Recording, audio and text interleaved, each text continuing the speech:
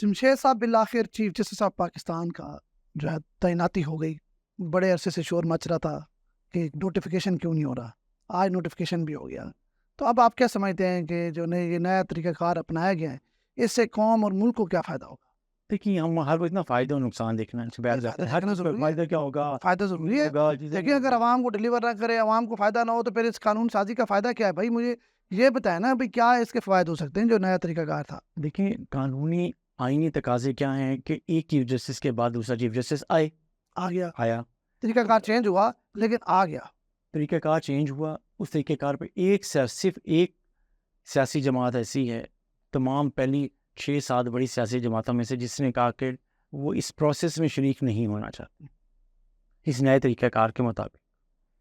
ٹھیک ہے, اور پارلیمانی کمیٹی جو بنی ہے اس میں مسلم لیگ نواز شامل ہے, سارے شامل یار, پی ٹی آئی بھی شامل ہے. پی ٹی آئی کے بندے نہیں گئے, اس پہ تو ہم چاہتے ہیں. صرف اس اجلاس میں دیکھیں آپ یہ کہتے ہیں کہ ساری جماعتیں, بھائی ساری جماعتوں سے بڑی جماعت تو پی ٹی آئی ہے. وہ سارے ملا کے بھی سب سے زیادہ ووٹر جو ہے کیسے وہ تو پی ٹی آئی کو. کیسے آپ نے کہہ دیا بڑی دیکھ لیں اس کی جتنی پاپولیرٹی ہے. پاپولیرٹی کا معیار کیا ہوگا؟ آپ نے 8 فروری کو پاپولیرٹی کا معیار کیا ہوگا؟ ووٹر کی رائے ریفلیکٹ کیسے ہوگی؟ نہیں الگ بات نہیں ہے. آپ نے عام آدمی مطلب پی ٹی آئی آپ کہتے ہیں بڑی پارٹیاں, بھائی بڑی پارٹی تو یہ ہے. کس سے آپ کیسے کہہ رہے ہیں بڑی پارٹی ہے؟ میں بھی کہتا ہوں کیسے, میں صرف اس کو بڑی پارٹی سمجھتا ہوں جو پارلیمنٹ میں بڑی پارٹی ہو. پارلیمنٹ میں یہ بڑی پارٹی ہے کیسے بتا دیں؟ اگر یہ اتحاد اکٹھے نہ ہو. میں کہتا ہوں کہ سنی اتحاد کونسل کی بھی ساری سیٹیں اور پی ٹی آئی کی بھی ساری سیٹیں یہ ملا کر بھی ایک پارٹی ہو جائے اور چیزیں ہو جائے, تب بھی کیا وہ پارلیمنٹ میں بڑی پارٹی ہے؟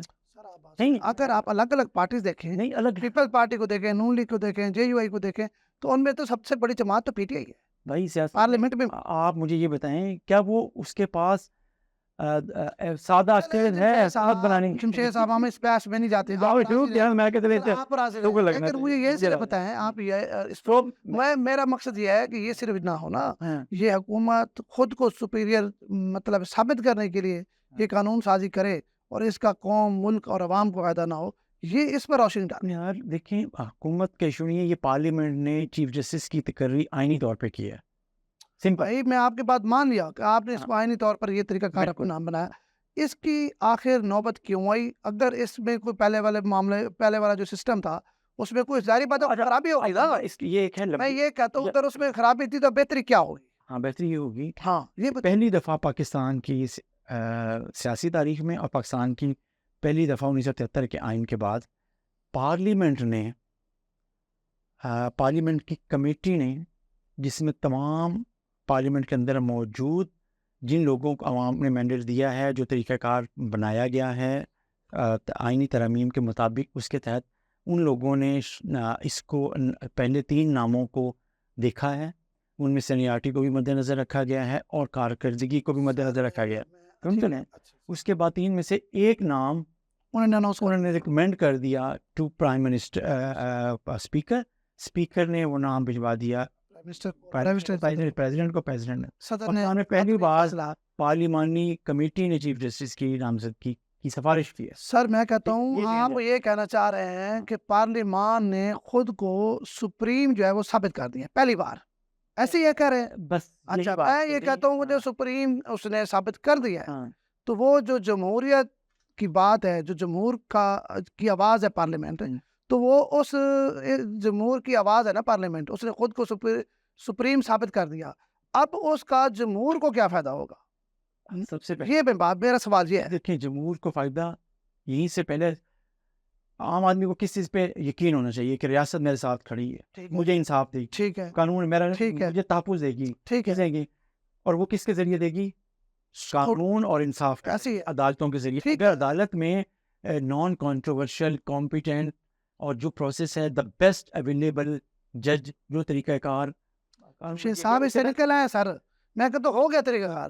بھائی آپ اگلا جو ہے پچھلے اور اب والی جوڈیشری میں کیا فرق ہوا مجھے بتائیں. کیا جوڈیشری میں فرق یہ ہے کہ پہلی دفعہ میں ذاتی طور پہ سمجھتا ہوں کہ پارلیمانی شعور اور اجتماعی شعور کے مطابق جو بھی نامزدگی ہوئی ہے, آپ یہ تو بات ہم بار بار کر رہے ہیں بھائی, ہم یہ کہہ رہے ہیں کہ پہلے میں کیا پرابلم تھی اور اب میں کیا بہتری ہوگی. بھائی ابھی آپ نے خود تو کہا کہ پارلیمنٹ نے اپنے, یار جمشید صاحب آپ لوگوں کو یہ بتائیں کہ جو پہلے تھی سپریم کورٹ وہ جمہوری حکومتوں پہ کئی دفعہ وار کر چکی ہے. آپ اس طرح بتائیں, مطلب ہے وہ الگ ایک انہوں نے اپنا ایک وہ بنا رکھا تھا. یہ بتائیں, پہلے جب آپ یہ بتائیں کہ اب جب کہ ایک پارلیمان نے ایک شفاف طریقے سے اچھا ابھی یہ میں آپ کو سمجھانے کی کوشش کر نہیں رہا کر ہوں. رہے نا آپ یہ آپ اپنی بتائیں. بات سننا چاہتے ہیں, نہیں سر, سن لینا. میں ہمارے بھائی ہم کہتے ہیں لوگوں کو کیا فائدہ ہوگا. بھائی لوگوں پھر آگے لوگوں کو کیا فائدہ ہوگا. بھائی ایک چیف جسٹس یا ایک کمیشن یا 3 ججز اٹھا کر ایک پرائم منسٹر کو فارغ کر دیتے ہیں. آدھے لوگ کہتے ہیں واہ واہ کیا زبردست فیصلہ, آدھے لوگ کہتے ہیں زیادتی ہوئی ہے. عوام کو اس سے کیا فائدہ ہوتا ہے مجھے یہ بتائیں. جب حکومتوں کو جج فارغ کر رہے ہوتے ہیں عوام کو کیا فائدہ ہوتا ہے یا عوام کو کیا نقصان ہوتا ہے.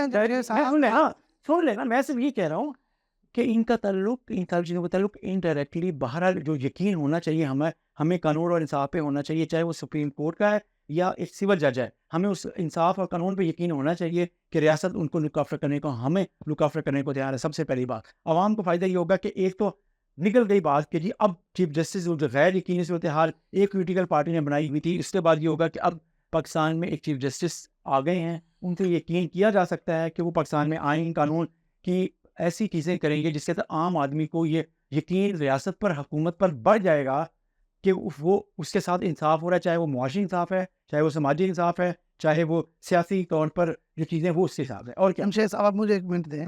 دیکھیں آپ پھر وہیں کر رہے ہیں, یہ تو بات دوسرے لوگ نہیں ماننے, وہ کہتے پہلے والا سسٹم ٹھیک تھا. اب یہ بتائیں کہ جو عدالت تھی خاص طور پر سپریم کورٹ, وہ انگیزی سیاسی معاملات پہ رہتی تھی.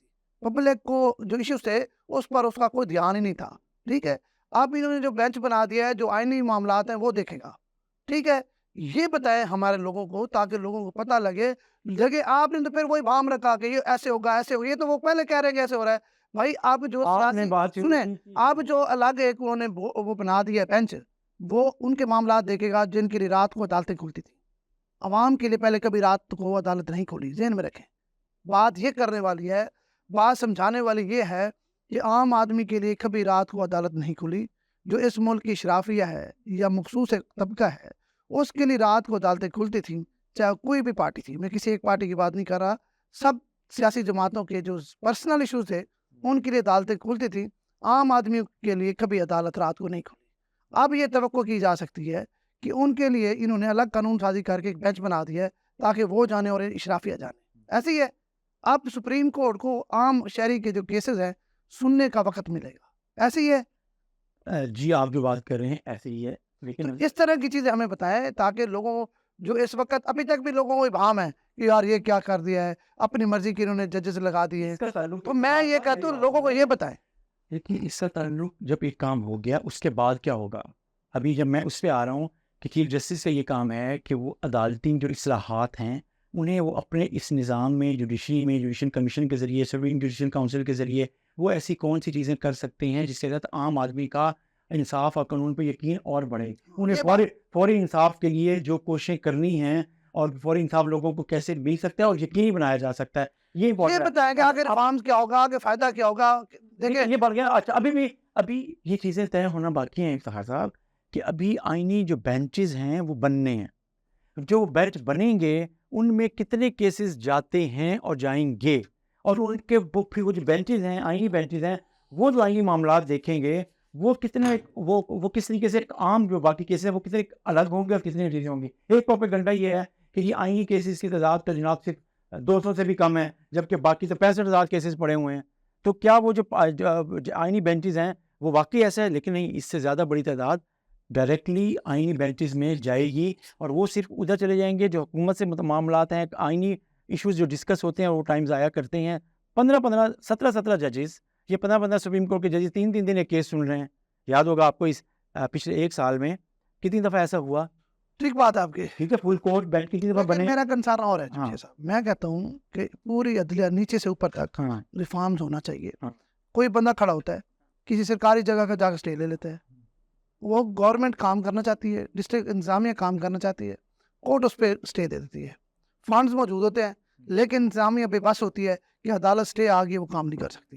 ایسے ہی ہے یونیورسٹیز میں, ابھی دیکھ لیں نواز شریف ذرا یونیورسٹی کی بات کر لیتا ہوں, اسٹے لے کے بیٹھ گیا ایک عام آدمی جس کو لک آفٹر چارج دیا تھا چند دنوں کے لیے, اس نے اچھے سے وکیل کھڑے کر کے کسی جج سے بات کر کے اس نے اسٹے لے لیے.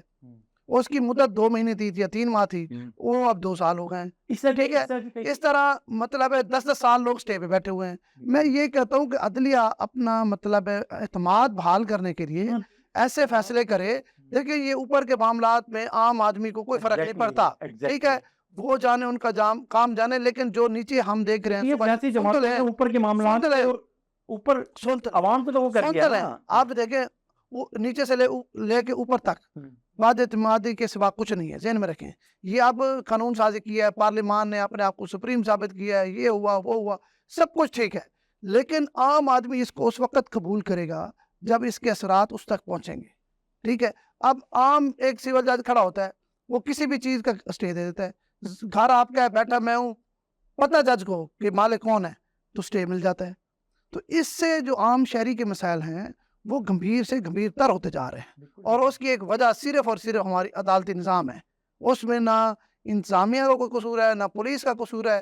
جب سول جج کو پتہ ہوتا ہے کہ یار یہ گھر اس بندے کا ہے، ریونیو ریکارڈ کے مطابق اس کا ہے، تو کیوں اس پہ اسٹے دیتے ہیں؟ بات سنیں، کیونکہ ہمارے ہاں پاکستان میں جو آدھے وقت میں تو ایسی حکومتیں رہی ہیں جن کا براہ راست عوام کو نہ ان تک پارلیمنٹ کے ذریعے رسائی تھی، نہ کچھ چیزیں تھی. اب پتہ کیا ہونے والا ہے، ہونا صرف یہ چاہیے کہ ابھی بھی عدلیہ کو پارلیمنٹ کی سپورٹ کی ضرورت پڑے گی، کہ آپ کو عدلیہ کو جو رکاوٹیں بعض قوانین کی وجہ سے آ رہی ہیں وہ قوانین تبدیل کرنے پڑیں گے.